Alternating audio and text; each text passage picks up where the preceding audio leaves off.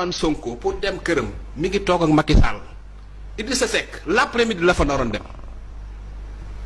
Ousmane Sonko moo ko ni mu ñëw 5 heures du matin. am na ci preuve. dafa maa sëñ bi man du ma waxantu du ma waxantu. loolu lépp woo ma balaa moom am na keneen ku ma njëkk a woo ñu ne ma ah Idrissa Seck de moo ñu woo nee na dafa bëgg a gisee ak yow jaar na fu nekk nag mais mënul fexe ba gisee ak yow man leen bàyyi leen noonu waaw man pareegu ma pour gisee ak moom te xam naa li mu annoncé ni day wax le 27 la bëgg a ut matière mu fa yóbbu te bëgg ma mu yóbbu fa sama tur kon bàyyi leen noonu. waa ji wax ma expliqué ma message yi mu ko bind ak yëpp ma ne ko Assane bàyyi noonu du déggee li ma wax dina xam ma ne ko Assane bàyyi noonu bëgguma koo gis j'ai pas besoin de lui parler aw ma soxla ci moom kon jarul muy essayer sax di ma gis mais le 27 ci fajar sama garde du corps baa ngi nii mun na maa ngi teg sama xëdd samay beñe dugub xam nga man damaa bëgg beñe dugub teg sama beñe dugub sama café bay commencé xëdd moom mu ñëw fëgg ci bunt bi sama soxna ñëw ne ma ah kii de nee na Idrissa Seck ngi ci suuf ma ne ko lan Idrissa Seck mu ne ma ne ko lu mu fi def heure bi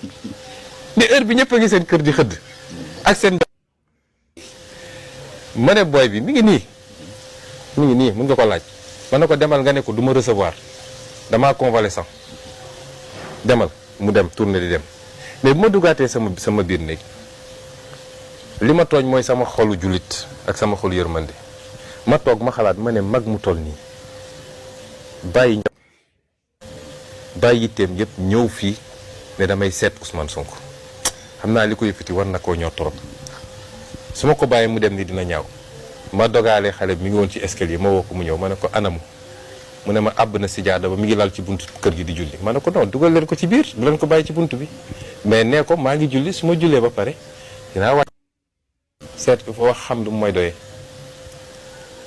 bi ma jullee ba pare ba def li may def yëpp ma wàcc fekk ko foofu ma ne ko sëñ bi mbaa jàmm waaye jàmm la et cetera ba déglu ko mu expliqué réew mi fu mu toll mënuñu ko seetaan nii man maa jël sama responsabilité démb maa ngi ndogoo ci président tey ma xëy parce que lii yow waroon wax lii kii warul def lii 3e mandat ceci Abdoulaye Wade cela nangam ma del ko ba pare ma ne ko d'accord waaye nag jàmm moom ñun ñëpp xam nañ ci lan la dépendre ñun ñëpp xam nañ fu kii yee fitna ñun ñëpp xam nañ kiy dóore kiy tëjee ak kiy def li muy def boo delloo ci moom waxtaanal ak moom bu bàyyi yooyu muy def jàmm yi ca des nag waaye bu la invité 4 avril na nga ñëw parce que néeg ngi ma ne ko déet man dama bokk ci coalition buñ ci tollee dinañu wax suñu biir waaye man dama xaw a tawat nekk convalescence mais su ma doon def 4 avril sax Ziguinchor bi nga xam ne maay maire ba daaw ma demoon fa 4 avril fa laay dellu bokk ci 4 avril bi noonu mu jóg ma gunge kuy dem sax maa ngi koy tooñ ne ko mbaa jot ngaa xëdd mu ne ma ah fii laa ko yaakaare woon de ma ne ko ah kon waroon nga yëglu ma gunge ko mu dem mais sama xolu yërmande ak sama xolu jullit moo ma tooñ waaw parce que su dul woon li mu ñëw sama kër heure boobu du ma mus a dajeeg moom naan damay toog waxtaan. non du erreur parce que je n'ai rien à regretter mais jàpp naa ni génn foofu wër fu ne nga dem toog fa am Sonko andil Sonko jaru ko c'est-à-dire ku yoroon sa carrière politique dem ba yàq ko ba tey Sénégalais yi xool na bët bi ñu xool nga jekki-jekki bëgg a dekki jàpp ni nekk ci deru Sonko moo lay delloo siwaat da ngay nax sa bopp man ñoom ñëpp ñoom ma mag fuuf ba ñuy politique man xalaat maa ngi doon dawal puna kon am na yoo xam ne jaru ko ñëw di xaste di wax ñaaw si nit parce que li ko andi yëpp nag xam nga président Macky Sall dafa am ñu bëri ñu ko xelal ne ko sa face à face bi ak Sonko yàgg na ci yow li ñuy wax bipolarisation vie politique bi baaxul ci yow ndax bi ngeen dooree ba léegi booy baa ngi monté yow yaa ngi wàcc léegi nag il faut nga kase ko te bokk na ci ñi ngi koy kase mooy il faut nga introduire d'autres acteurs pour ñu ñëw contrebalancer. ñu jaxase carte gi yu bëri loo ko andi waaw xam nga bi ñu commencé seen yooyu ba léegi tey la bipolarisation bi gën a tar parce que nee naa lu yàlla def caaxaan du ko dindi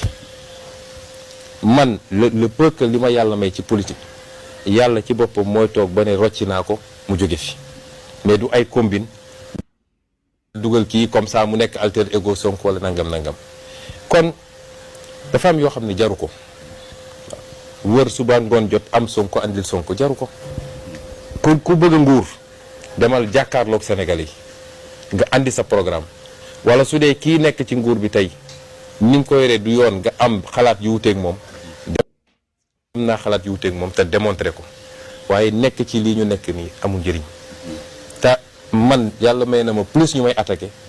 plus sama maqaama di yokk ci Sénégal yi loolu maa ngi ciy sant yàlla bu baax def nañ tout pour détruire ma yow xam nga ni li ñu def ak man mu soo ko gis ci Sénégal te tey bu ñu dem